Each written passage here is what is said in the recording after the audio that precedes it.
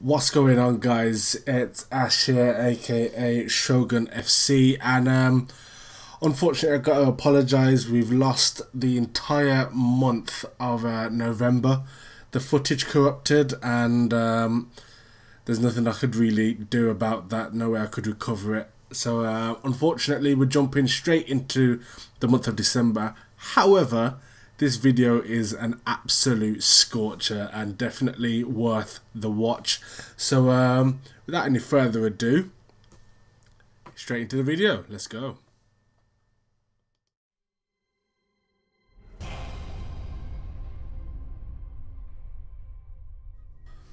What's going on, guys? Welcome back to the QPR Master League, and it's January, which can only mean one thing. It means transfers. And we've already brought one player in. As you can see on the screen there, we've got Paulson. He's joined the team, and he's definitely needed right now. We need to get a lot more goals in this team. Now, I've narrowed down the formation. I've changed things. We play exclusively through the middle. There's no two ways about it. So I'm just focusing on doing that and making sure we do that well. Sarah is unfortunately injured until the end of this month, which is a real shame because he's been playing really well. BONATINI is still available, and things are going to start getting better for him just because he's now got the super sub card, so we can bring him off the bench, and hopefully he'll get some more goals for the team when that's the case. I think what I'm going to do though with the midfield is I'm going to go a bit more like that. So I'm going to drop St. Graven a little bit deeper, but essentially I'm going to play like this just to get the best out of everybody, really. I like Poulter. He's playing really well for us at the moment. Paulson hopefully going to come in and do bits as well. But we definitely need some new signings. Fideo has improved a fair bit since the start of the season. Still got a bit more to go, but I've got a lot of faith in him, and he can become a very good goalkeeper very quickly. So I'm going to hold him. I'm going to hold on to him till the end of the season, see what the situation is there. In terms of full, I wanted another left back, and we've got someone very special coming in from the youth team as well. But I'm not going to spoil that just yet until we actually get him in. But let's go look for a left back and see what we can get. Right then, so things are getting a little bit interesting already. Eric Bailly is someone that I'm looking to try and bring in, a cheeky little loan deal, because he's out of favour at Man United at the moment. I don't know why, but he's definitely good enough for this level. And Alessio Lobato is someone that we're bringing in, and he's a regen of an old Brazilian player who's very quick. Let's have a first off. Let's have a look at Bailly and see what the situation is. Okay, so we pay 874 grand, and we get him on loan for the season. It's cheaper than his actual salary, which is crazy. No option to buy, that's fine. We'll sort it out at the end of the season if we can. Let's see if we can adjust these terms. Can we add an option to buy? 75% for an option to buy. No, I'm gonna keep it as it is and just get him into the team. Right then, so we've bought in Lobato, and just at his hexagon you can see the sort of player he is, and he's a very quick dribbler. And I think he can come in and do a lot of good things in this team here, and go on to become a very legendary player for the club if he sticks around. There's still work to be done on him, possibly in the finishing department, depending on what sort of player we want him to be, whether we want him to be someone who plays a lot of passes, or whether we want him to be a goal scorer. But it remains to be seen what I want to do with that. Acrobatic finishing and first time shot are decent, so that leads me to think I should probably train him as a forward. But his passing is good as well. He's got the one-touch pass card and pinpoint crossing, so there's scope to do a lot with this guy.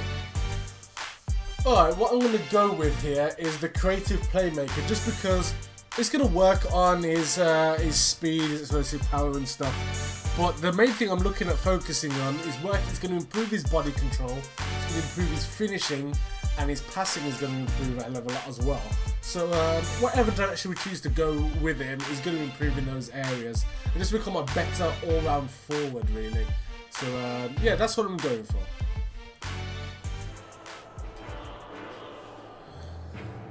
Big derby game. Brentford and QPR.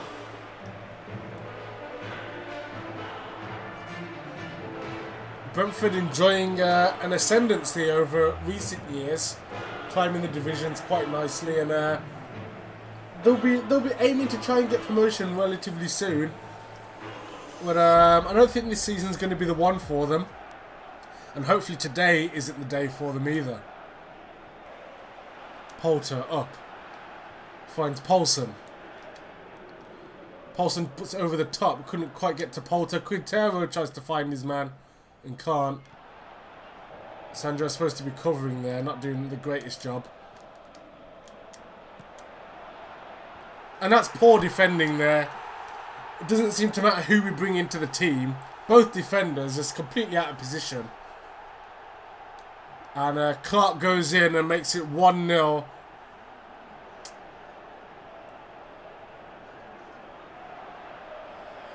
And that's poor.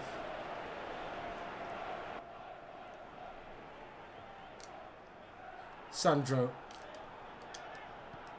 finds Paulson. He finds Poulter. Still Poulter.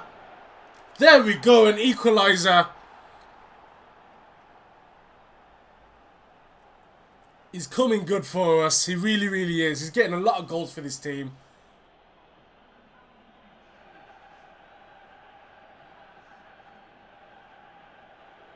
And that's just pure tenacity, that is, just to make sure he gets that ball back. And a calm finish.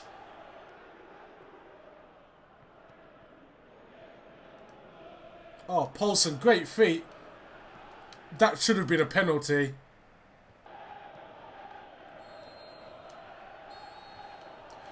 So 1-1 at the break, and not the most amazing performance from us, but it's level and it can go either way. The 3 points are still there up for grabs. Brentford definitely having the better of the football in the first half.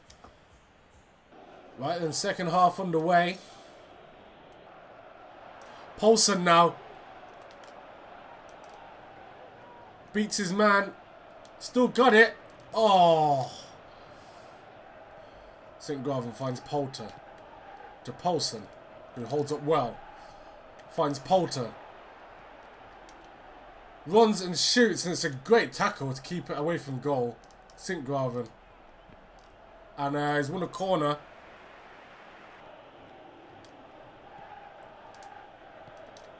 Paulson! Oh! The standing header there, and either side of the goalkeeper, and he scores, but he puts it straight at his man. Bailly. St. Graven. Poulter turns inside. Could that have been a penalty, ref? If that was outside the box, we'd have got the free kick for that. Sandro. Quintero. Good ball. Good football. Oh, it's a great save.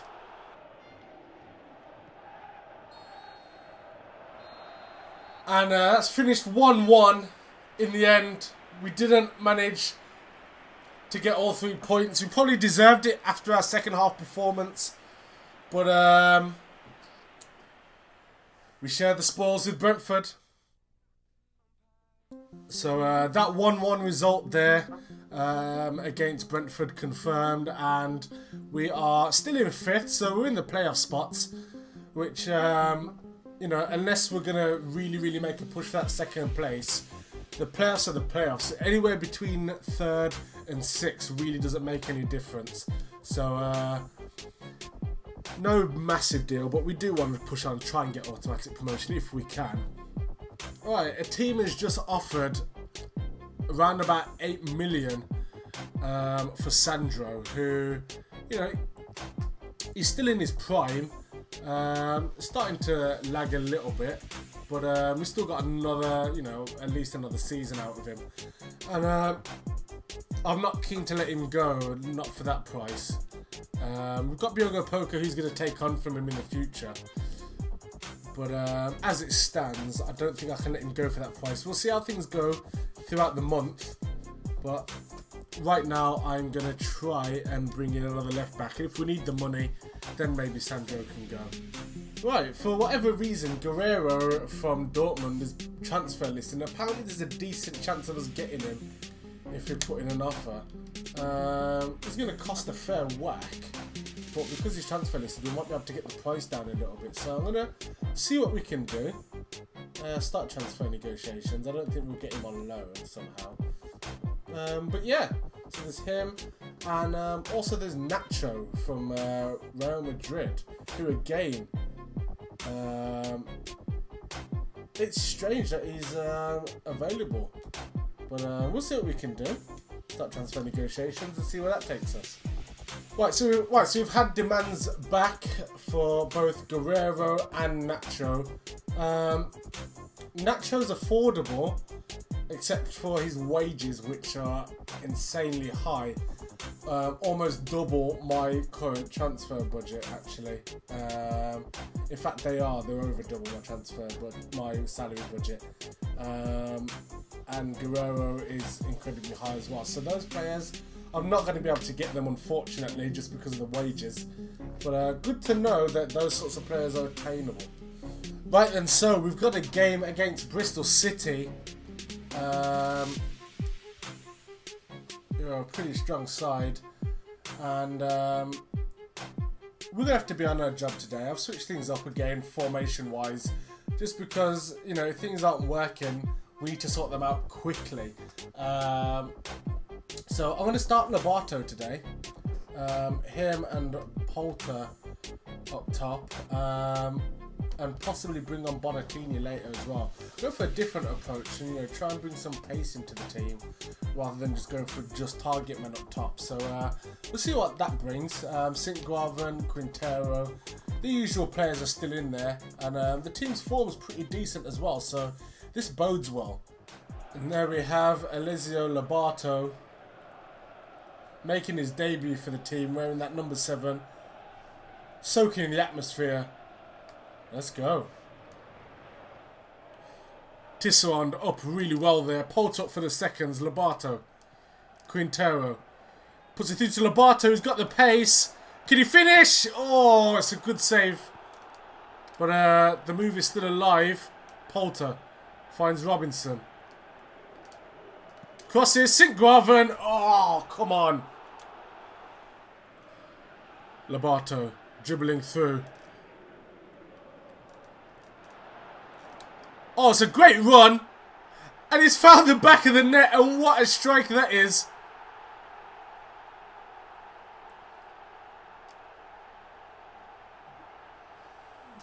What a debut for the new man from the youth team, Lobato. Let's have a look at that again. He just decided to take on pretty much everybody. He's beaten about 4 or 5 players there. What a goal. Polter finds Quintero. He finds Lobato now. That should be... Is that a penalty there, ref? Nothing? Biogo Poco now. Polter in space. Shoots. Scores. 2-0. And it's not a game without a Polter goal, really, is it? And he's there, appealing to the cameras there, letting the fans at home know that he means business. And he's well and truly claimed his spot back in his team after that injury. Polter finds Lobato. Oh, his touch couldn't quite keep the touch going there. Walker Peters sets Lobato up. And again, he's been marked as a danger man now. after that amazing run and goal. Wow, what a finish that is. What a great finish that is. Diogo Poco definitely should have done better, but Fideo could do nothing with the goal there. And, great through ball there, and the defence is just wide open. And it absolutely leathers that. Good goal. Beats 2. Lays it off to Sintgraven. Lobato. Oh, tried to run through his men again. Couldn't get it second time round. But that is 2-1 at the half. And it's looking good for QPR right now. Playing well. Playing comfortably. There was a moment of weakness that it cost them a goal. But really and truly, you definitely wouldn't bet against this QPR team in this game right now. They're definitely outplaying their opponents in every way. Quintero finds Poulter. Poulter tries to play it in behind to Lobato there, but couldn't. Quintero finds Poulter. Oh, he couldn't quite get that shot away. Oh, referee. Oh, he's injured him. Poulter looks really, really hurt there. He's not booking him. Goodness knows why. It's a terrible challenge. There we go. Substitution. Bonatini on for Poulter. Walker-Peters needs to put a stop to this attack here and does so. Doesn't let him get that cross in. Good defending from the youngster.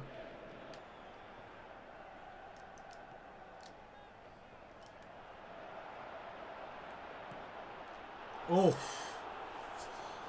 hesitant defending there, but no goal right now. They've still got the corners to deal with.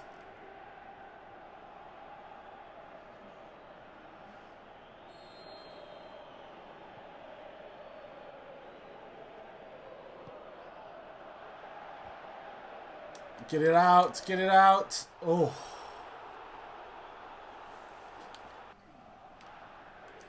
Paulson up. Finds Bonatini. He finds Quintero. And that's all that was needed. There we go. 2-1. And we get all 3 points there. Solid, solid performance. Confirmation then of that 2-1 victory. And we're in 5th place. 5 points off 2nd. But yeah, it's not looking too bad for us right now. We're firmly and securely in the playoff places, which you know, at the start of the season, that was our secondary aim. First was to try and get automatic promotion. Second was to at least end up in the playoffs, and that's where we are. Right then, so we've had an offer from Nantes for Quintero. They've offered 11 million for him, which is a lot of money. More than his current market value, but I really want to hold on to him because he's playing really well for us at the moment. He's got some goals and some assists, and just generally helps make things tick for us. So I want to keep him in the team. Right, and so I simulated the match against Cardiff, and we ended up losing 1-0, which is annoying. Because we've been on good form, we've been playing well, and to lose the match that we don't play serves me right, but also it's quite irritating. However, we are still in 5th place, and only 6 points off the top as opposed to 5, so not a hell of a lot's changed, but at the same time it's not ideal. Right then, so behind the scenes, I've been shopping, shall we say, and I'm looking at this player here, Kay Stewart, and he looks like a tidy young defender.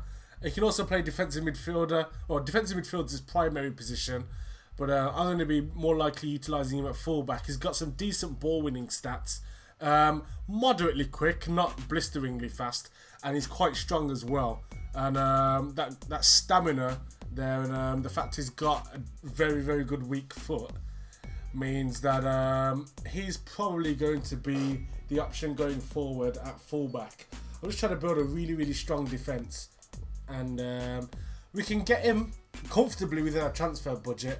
As for wages, he's going to swallow up a massive, massive chunk of that. But there aren't too many changes that we're looking to make in the squad going forward. So I'm happy to let that happen. So we've signed him now. He's now part of the team. We've still got a healthy bit of our transfer budget left, but not a whole lot in terms of salary. Right then, now we've got the derby match against Fulham at the Cottage, and it's not going to be an easy one by any stretch. We've also got our new signing in the team, so let's see what we can do in this match. Let's try and get ourselves a result. St. Graven finds Bonatini again, and he's fouled, and there's got to be cards coming out of the pocket this time. That's ridiculous, ref. You've been way too lenient there.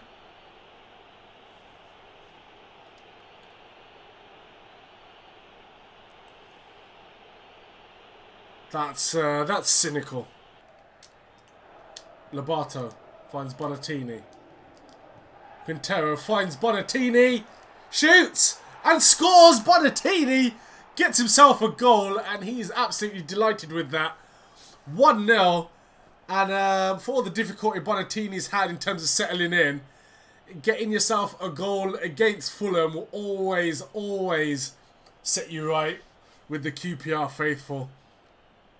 And great finish. And there we go. It's 1-0 to QPR at the half. Not going too badly in this derby. And should they be able to hold on to this, they'll be absolutely delighted. Walker-Peters needs to do a job here. And it's a great tackle there. Really, really solid defending from this youngster.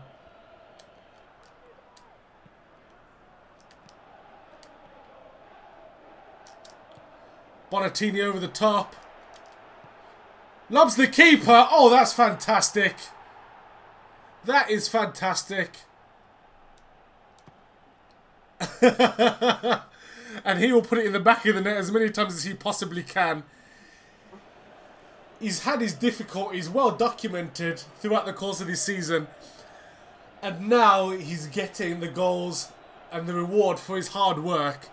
Because that cannot be doubted. He's worked incredibly hard for the team. And now it's starting to pay off.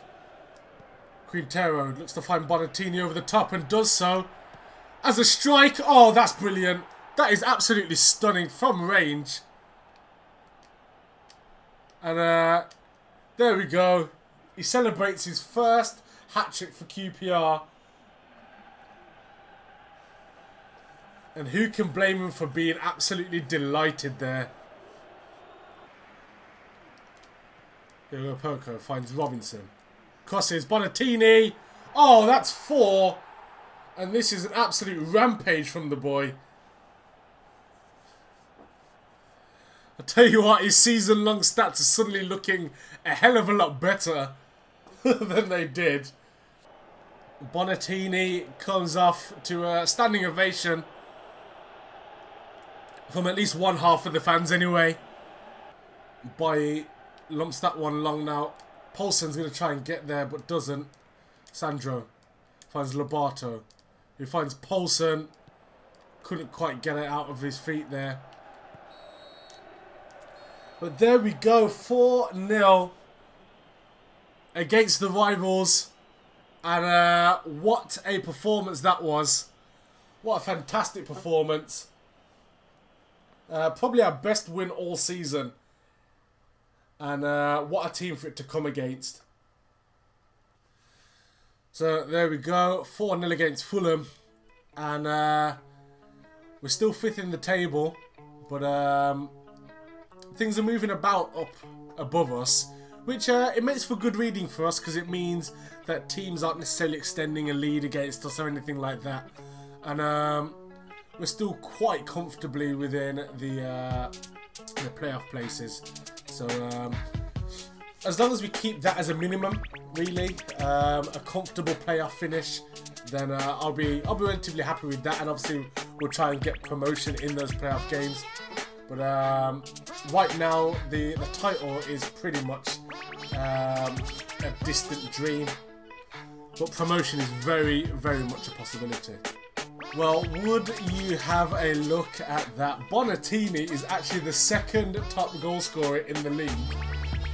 He's hardly scored when we've used him, but in the simulation games he must be getting all the goals, because he scored 4 this game, probably 2 or 3 in actual matches that we've used, and outside of that he's got 13 goals altogether. Like, where has that come from? Compare that to players who've been scoring quite a lot, like Poulter. Poulter's on 6, and I thought Poulter was our club's top scorer, and he's on 6 goals, and he's been really quite prolific for us. And I thought he'd scored a hell of a lot more than 6, and Bonatini, it turns out, is on double that. Right then, that's it for this episode. We're not going to play through the whole month, but we're most of the way through January. Next episode we'll play the matches against Wolves and Sheffield Wednesday, and see if there's scope for any more incomings and outgoings during that time. But if you enjoyed this video, give it a thumbs up, support the series, and if you're new around here, subscribe. Plenty of My Club and Master League content coming your way. Until next time, take care, peace.